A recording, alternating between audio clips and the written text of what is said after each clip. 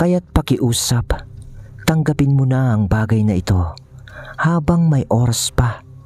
Dahil sa oras na lumayo ka sa bayang ito, magaganap ang lahat ng mga bagay na di mo inaasahan. Mga kabagis, umpisahan ng pagganahin ang ating mga imahinasyon sa paki ng subscribe button. Salamat. Matapos yung marinig ni Dara, napilitan siyang kunin ang bagay na inaabot ng nilalang na nagpakilalang Ilyana. At pagkahawak niya sa bagay na yun, biglang bumalik sa dati ang lahat, ang buong paligid. Napakatagal niya sa lugar kung saan nagpakita si Ilyana. Subalit pagbalik niya sa aktwal na mundo, halos ilang segundo lang ang lumipas. Ay, para saan bang bagay na to? Tanong ni Dara sa kanyang sarili. Ngunit naagaw ang atensyon niya nang tawagin siya ni Manong Mando na sinusundo na siya. Kaya naman ikwinintas niya na lamang ang bagay na hawak niya. Paglapit niya kay Manong Mando, nagtaka siya dahil umaatras ito mula sa kanya. Binibining Dara, ikaw ba yan? Tanong nito sa kanya. Oo, Manong Mando. Ako ho ito, si Dara. Bakit ho ba? Tugon niya dito. Napakabigat ho ng presensya nyo. Maaari nyo bang itago ang bagay na nakasabit sa liig nyo? Tumitindig ho ang balahibo ko eh. Sagot naman ni Manong Mando sa kanya. Habang papauwi sila, pansin ni Dara ang parang pagkaaburido ni Manong Mando habang nakasakay siya dito.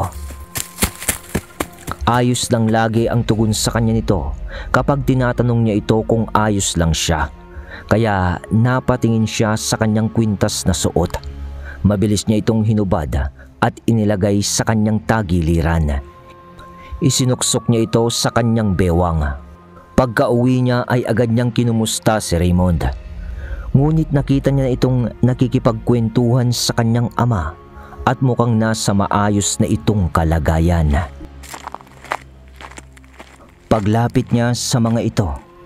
Oh, anak, andito ka na pala. Kumusta ang araw mo? Ayos lang naman ho, Itay.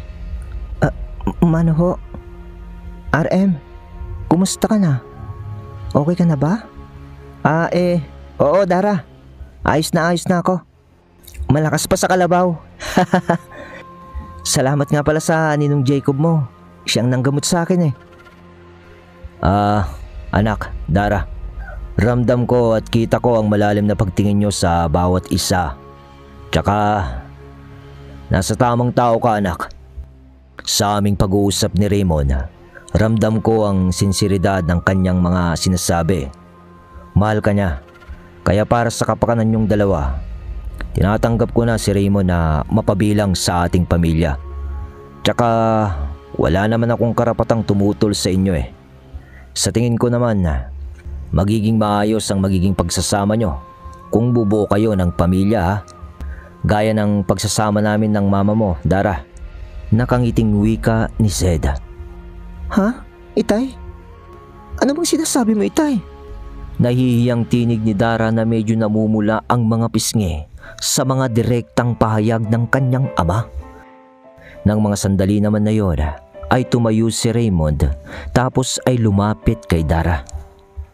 Dara, nasa akin ang tiwala ng mga magulang mo. Tsaka huwag kang mag-alala kung anumang klase ang pamilyang meron kayo. Buong buo ko itong tatanggapin alang-alang sa pagmamahal ko sa'yo. Kaya dito mismo sa loob ng tahanan nyo at sa harap mismo ng mga magulang mo, nais kong hingi ng buong pagtitiwala at pagmamahal na ipinapangako kong iingatan ko hanggang kamatayan. Ngayon Dara, aking sinta, maaari ba kitang maging kasama at katuwang habang buhay?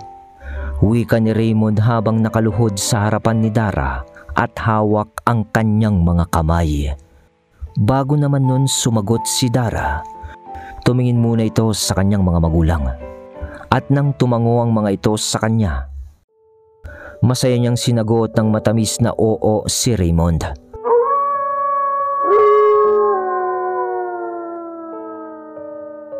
Kasunod noon ang pag-aalulungan ng kanilang mga kababaryo na nakikiusyoso pala sa kanilang pag-uusap. May mga nagsigawan sa labas ng kanilang tahanan bilang pagbibigay-pugay sa panibagong buhay na tatahakin ni Dara sa pamumuhay na may katuwang na sa buhay. Noong gabing yun ay nagdiwang silang lahat sa baryo na para bang meron ng kasalan na naganap noong gabing yun. Kinabukasan, umuwi sa kanilang tahanan si Raymond kasama si Dara upang ipakilala naman sa kanyang mga magulang. Nagpaalam din siya sa mga ito na bubukod na sila ng tahanan. Payag na rin naman ang mga magulang ni Dara, kaya wala na silang naging problema. Suportado nila ang bawat isa. Kaya naman habang lumilipas ang mga araw, mas lalong nagiging maganda ang kanilang pagsasama. Subalit nang lumipat na ng tahanan si Dara at Raymond sa bayan ng Kanlaon ng Negros, dito na sila sinubok ng panahon kung gaano katibay ang kanilang pagmamahalan. Sa bayan kasi ng Kanlaon nagmula ang angkan ni Raymond, kaya doon nila piniling manirahan. Iniwan nila ang kanilang trabaho sa bayan ng Silay at doon na lang sila naghanap ng panibagong pagkakakitaan. Hanggang sa mapasok silang mag-asawa sa isang merkado kung saan naging tindera itong si Dara.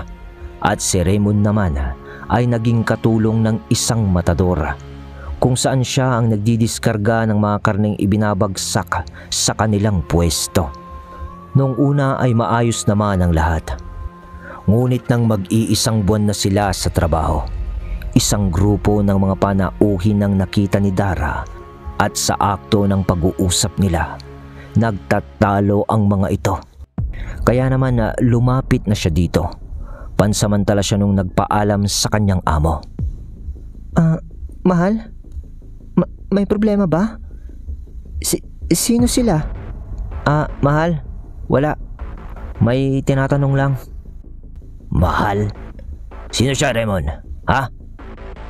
Garalgal at gigil na wika ng isang panauhin na nakakunot at may nanlilisik na matang nakatitig kay Dara. Siyempre, ano pa ba? Hindi asawa ko. Dara ang pangalan niya. Kaya kung ano man ang naging kasunduan nyo ng aking ama na isang higlikas, kalimutan nyo na. Dahil kahit kailan, di ko kayang makipag-isa sa anak ng demonyo na walang ibang alam kundi magdulot ng salot sa lipunan. Iparating mo ito kay Hector. Makukuha nyo lang ang aking katawan kapag isa na akong malamig na bangkay. Seryosong tugon ni Raymond. At saka uwi ka pa nito na di na naituloy nang humarang si Dara sa pagitan nila. Ano bang kailangan nyo sa asawa ko, ha? At anong pinagsasabi nyong kukunin nyo ang asawa ko, ha? Bakit? Pagmamayari nyo ba siya? Akin lang siya. At walang sino man ang makakapaghiwalay sa aming dalawa. Matapang na salita ni Dara. Yung isang lalaki naman na kausap ni Raymond ay napangisi lang habang nagsasabi ng Iha, tignan natin kung wala nga ba talaga. Napakatapang mo naman para sa isang babae. Baka di mo kilalang binabangga mo, Iha. Bueno, Raymond, alis na kami. Total, di naman kayo tumupad sa kasunduan ng ating mga pamilya. Wala kayong isang salita. Kaya huwag kang aasa na magkakaroon kayo ng matiwasay na pamumuhay. Uwi ka ng isa sa mga panauhin bago umalis ang mga ito. Nang malayo na ang iba sa mga panauhing yun, isang korkubadong matanda ang lumapit sa kanila habang nakangisi. May hawak itong tungkod na humarap sa kanila habang nagwiwika ng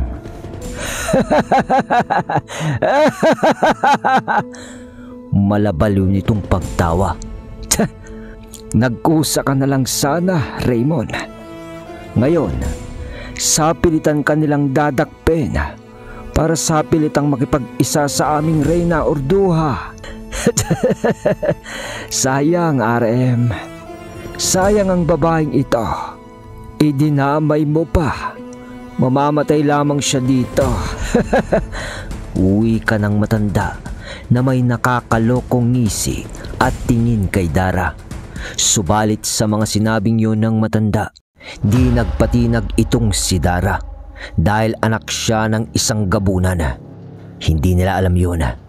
Kaya naman ni Reyna ang katapangang taglay ng kanyang ama.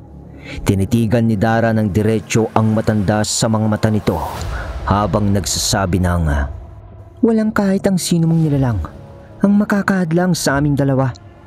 Nakahanda akong makipagpatayan sa inyo kung anumang klaseng mga aswang ang lahi nyo. Akala nyo ba? Di ko alam. Kaya huwag nyo akong maliitin, tanda. Matapang na wika ni Dara habang may dindukot sa kanyang bewang at agad niyang isinuot. Si Raymond naman noon ay di makapaniwala sa inasal ni Dara dahil sa kabila ng pagkamahinhin ng dalaga, lumabas ang isang matapang na babae. Gayon din ang matanda na halos manlaki ang mga mata at agad na napaatras sa dalaga habang tila ba nasisindak sa kanyang nakita. Sino ka ba? Bakit meron ka ng bagay na yan? Natatarantang wika ng matanda habang umaatras. Sabay karipas na ng takbo kahit hirap pa sa pagtakbo ang matandang yun. Pilit na nung hinabol ang mga kasama nito at nang maabutan na ng matanda ang mga yun, habang tinititigan nilang mag-asawa ang mga yun, napansin nila ang pansamantalang pagtigil ng mga ito habang itinuturo sila ng matandang kumausap sa kanila bago muling nagpatuloy ang mga yun sa paglalakad papalayo. Mahal, ano bang bagay na ipinakita mo sa matanda? Bakit ganun na lang naging reaksyon niya? Tanong ni Raymond kay Dara. Pagharap ni Dara kay Raymond, nagulat na lamang ito nang makita niya ang pagmumukha ni Dara na mayroong itim na mata habang may mapupulang ugat sa gilid ng mga pisngi niya. Mahal? Ayos ka lang ba? Bakit ganyan ang mukha mo? At mga mata mo? Muli niyang tanong dito. Sa tanong na yun ng binata, bumalik sa dati ang mukha ni Dara habang sumasagot ng, ayos lang naman ako, mahal. Bakit? Ano bang meron sa mukha ko? Tugon niya dito. Wala. Namalikmata lang siguro ako. Sagot sa kanya nito. Pag-uwi nila matapos ang maghapon nilang trabaho, naitanong ni Dara kung sino ba ang mga panauhing nakasagutan nila sa merkado. Ayon kay Raymond, tama si Dara, mga aswang ang mga ito at sila ang lahi ng mga agaras. Kilala ang mga agaras sa pagiging malakas na lahi ng aswang. Minsan may mga agaras na kayang tumalo ng isang gabunan dahil sa taglay na talino ng mga ito sa pakikipaglabang pisikal. Ang pangkat ng mga agaras tuwing gabi kapag nasa anyong mga aswang ang mga ito habang naglalakad sa labas ng lungga ng mga ito sa presensya pa lang nito, ay kaya ng mga itong himukin ang ibang lahi ng aswang na umanib sa kanila habang naghihintay ng ipag-uutos ng nakatataas sa lahi nila. Kung susumain, kayang utusan ng isang agaras ang isang uri ng aswang na naaayon sa kagustuhan nito. At bukod tanging aswang lang na di kayang himukin ng mga agaras, ay ang aswang na kung tawagin naman ay mga daghamon.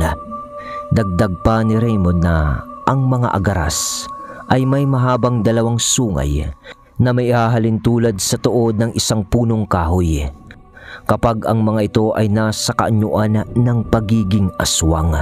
Maskuladong pangangatawan na purong tato. Nagkakaroon lang ng sungay ang mga ito, ngunit di sila nagbabago ng anyo. Nasa pagiging tao pa rin ang itsura ng mga ito, ngunit mayroong mabagsik na itsura. Sinabi din ni Raymond na alam niya ang tungkol sa mga ito dahil madalas itong ikwento sa kanya ng kanyang ama na isang manggagamot na mula nga sa lahi ng mga malakas na angkana na nagtatangan ng kaliwa at kanang karunungan na kung tawagin ng iba ay higlikas. Nang marinig naman ni Dara ang salitang higlikas, biglang nanlaki ang kanyang mga mata dahil muli niyang naalala ang mga sinabi sa kanya ng nilalang na nagbigay sa kanya ng kanyang kwintas. Kaya agad siyang napawi ka ng Mahal? Totoo ba mula ka sa lahi ng mga higlikas? Wika ni Dara na may halong pangamba. Oo, mahal. Bakit? At siya nga pala, ang katanang ito ang pamana sa akin ng aking ama. Sabi niya, may hiwaga daw ito Pero para namang normal na katana lang at walang kakaiba. Tugon ni Raymond. Habang hawak ni Raymond ang katana, huhugutin niya sana ito nang pigilan siya ni Dara habang nagsasabi ng Teka lang mahal. Siguro kailangan nating bumalik sa silay. Masama ang kutob ko Wika niya kay Raymond. Ngunit matapos makapagsalita ni Dara, biglang sumakit ang kanyang ulo habang nakakarinig siya ng malalim at garalgal na tinig ng isang dyablo na nagsasabi ng Dara, narito na sila. Kailangan mo gisingin ang kapangyarihan ng Dingom! Pasigaw na tinig na kanyang narinig. Habang nananakit ang ulo ni Dara, di alam ni Raymond kung ano ang gagawin niya sapagkat di niya alam kung anong nangyayari. Ngunit napatitig si Raymond sa dingding ng kanilang tahanan nang may sumigaw sa labas ng kanilang bahay. Raymond! Lumabas ka dyan! Taksil ka! Taksil ka sa kasunduan ng ating pamilya! Pero kahit na nagtaksil ka, kailangan mo maging aswang kapalit ng kalayaang hiniling ng iyong mga ninuno para sa inyong mga kababaryo. Lumas ka dyan, kundi wawasakin namin ang iyong tahanan. Lumabas ka dyan! Galit na tinig ng nilalang. Kaya ng sandaling yun Mahal, dito ka lang. Saglit, papaalisin ko lang sila. Ha? Babalik ako kagad. Uwi ka ni Raymond kay Dara. Sa paglabas ni Raymond habang tanga ng katana, naiwan si Dara sa loob ng tahanan na nahimasmasan na sa sakit ng ulong kanyang naramdaman. Habang kinakausap ni Raymond ang mga nilalang, nagkaroon ang mga ito ng matinding pagtatalo. Ngunit nagulat silang lahat nang lumabas mula sa pinto si Dara habang medyo nanghihina pa. Napatitig siya noon sa mga nilalang na napatitig din sa kanya. Nang oras na yun, bumulong si Ilyana sa isip ni Dara na naging sanhi upang umitim ang buo niyang mga mata at magkaroon ng mapupulang ugat sa kanyang muka.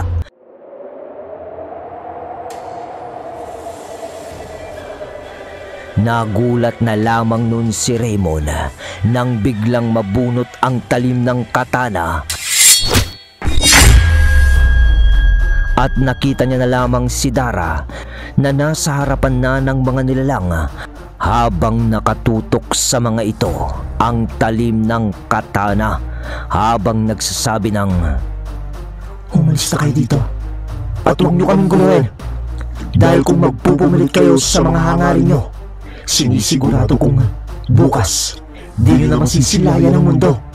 Salita ni Dara na mayroong dalawang tinig, isang maalumanay at isang garalgal. Sa mga sandaling yun, si Raymond naman ay naiwang nakatanga na lang sa harapan ng tahanan nila dahil sa pagkagulat kay Dara. Dahil naman sa ginawa ni Dara na ikinagulat din ng mga nilalang.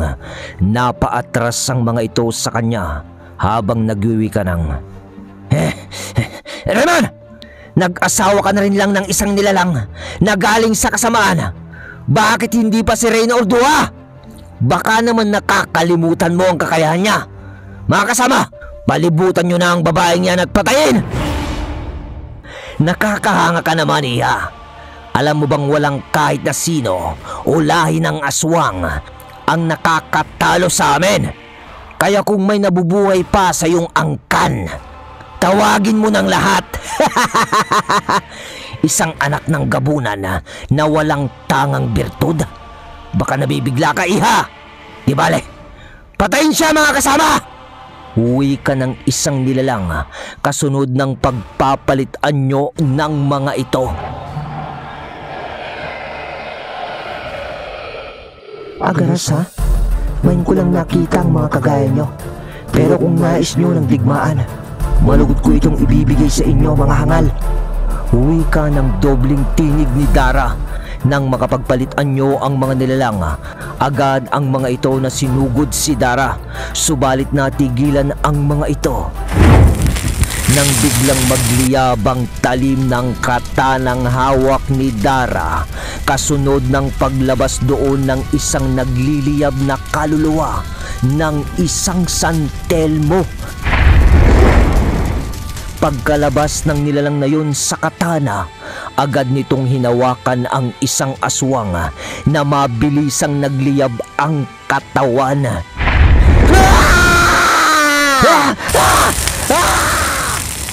Nagsisisigaw yun hanggang matupok ng apoy.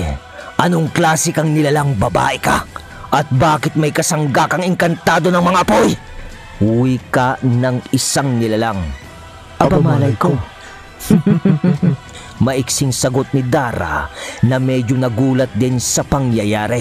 Nang mula sa likuran ni Dara ay nagpakita ang gabay ng kanyang kwintas ng dignum. Ang anak ni Bilyal na si Ilyana, kasabay ng pagbabago ng kapaligiran na nagkaroon ng mapulang kalangitan at maitim na kapaligiran.